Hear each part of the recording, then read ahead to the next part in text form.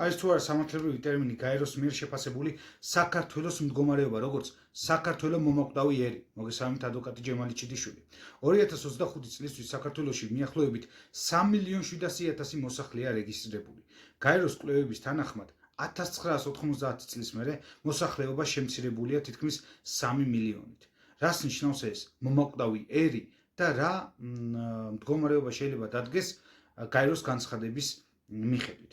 რეალური საშიშროებაა თუ სახელმწიფოს მხრიდან არ გამოსწორდა ეკონომიკური და სოციალური პირობები. გაგრძელდა იგივე ტენდენციით ემიგრაცია, როგორც დღესაა. მომავალში დგება ერის სიკვდილის საშიშროება.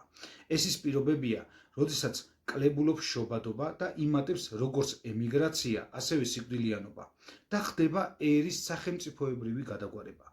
საქართველოს მოსახლეობა პრაქტიკულად ორჯერ შემცირდა საბჭოთა პერიოდიდან.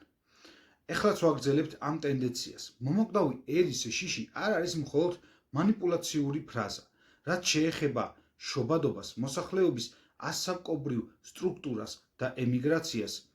შედეგი შესაძლოა სერიოზული იყოს ქვეყნის სოციალურ, ეკონომიკურ და კულტურულ მომავალზე.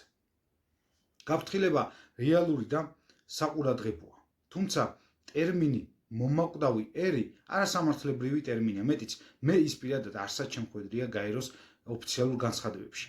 ეს არის უფრო შეფასებითი და გამაფრთხილებელი. მეტი საინტერესო ინფორმაციისთვის გააკეთეთ დონაცია. დონაციისთვის საჭიროა მიხვდეთ სათაურში მოცემულ ინსტრუქციას. ასევე ამ ვიდეოს პირველ კომენტარში იხილავთ დეტალურ ინსტრუქციას დონაციისთვის.